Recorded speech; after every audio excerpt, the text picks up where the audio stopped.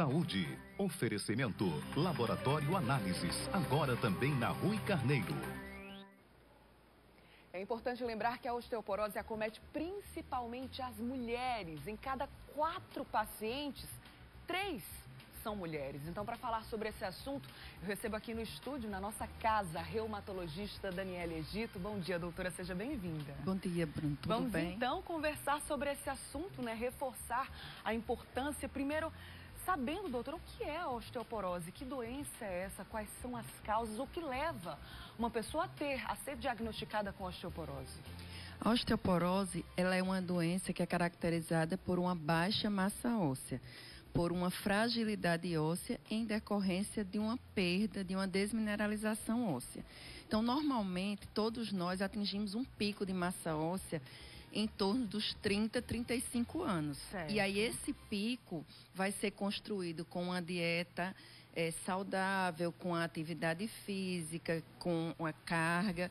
E aí, quanto maior a qualidade do osso, ao longo dos anos, como todos nós vamos perder, nós teríamos, vamos dizer, uma predisposição menor a ter a doença. Entendi. Quem não tem esse cuidado desde cedo e ainda sofre com influência genética, que dessa a gente não consegue escapar, então está mais susceptível a começar a ter essa perda.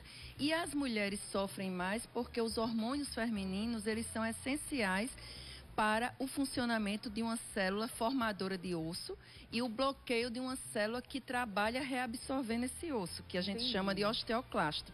Então, por isso que as mulheres, elas acabam sendo mais susceptíveis, porque quando caem os hormônios, principalmente após a menopausa, que essa célula começa a trabalhar mais, então você vai perder a massa óssea e esse osso vai ficar fragilizado, tendendo facilmente a sofrer fraturas. Entendi. Então é um cuidado constante, né?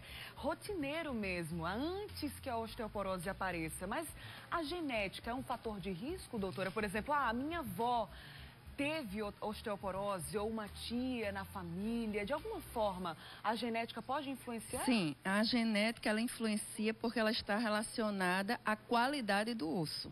E aí, aquelas pessoas que têm uma predisposição genética, que têm uma história genética de osteoporose, ela tem uma chance maior de desenvolver a doença.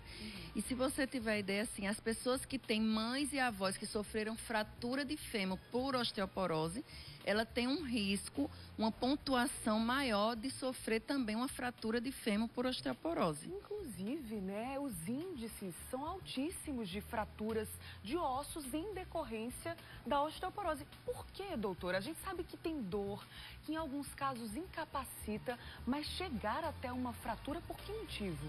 Justamente, o osso ele vai, ao longo dos anos, se desmineralizando, ficando porótico, frágil. Então, ele é uma arquitetura de células e de trabéculas. E aí a pessoa perde tanto tecido, tanto essa mineralização, que quando a gente observa numa imagem, esse osso ele fica cheio de trabéculas e sem o tecido denso. Tem até uma imagem aqui, vou pedir para o pessoal do Switcher colocar. Raminho, coloca aqui pra gente. Eu acho que tá assim, diferença osso. Tem um osso considerado normal e aí isso, pronto, obrigada. Essas trabéculas aí, que aí o osso, você vê que ele fica bem porótico, você fica vendo os orifícios. Isso. Ele não está preenchido por tecido, ele não está mineralizado.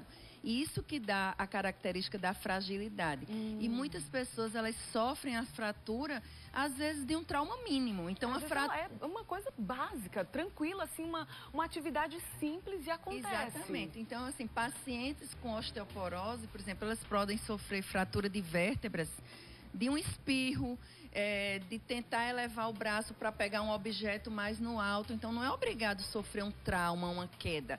A queda que causa fratura, às vezes, é aquela que tem um impacto maior e é uma pessoa que não tem osteoporose. Sim. Mas o paciente com osteoporose, ele vai sofrer muitas vezes até fraturas espontâneas. Poxa E é vida. por isso a nossa preocupação. Então, como o idoso, que aí justamente essa carga de perda de massa óssea já iniciou lá dos 30, 35, 40 anos, e se você não teve um cuidado prévio, ele está muito susceptível a sofrer fraturas, por isso que é tão preocupante e tão importante o cuidado de queda com o idoso, porque pode gerar uma série de complicações à fratura em si. Perfeito. Doutora Daniela, a gente vai dar uma pausa aqui no nosso papo, né? Daqui a pouquinho a gente volta a falar sobre esse assunto com outras orientações informações, inclusive falando sobre tratamentos, exames que devem ser feitos. Então, daqui a pouquinho eu volto a falar sobre isso, porque o tema da nossa interação de hoje é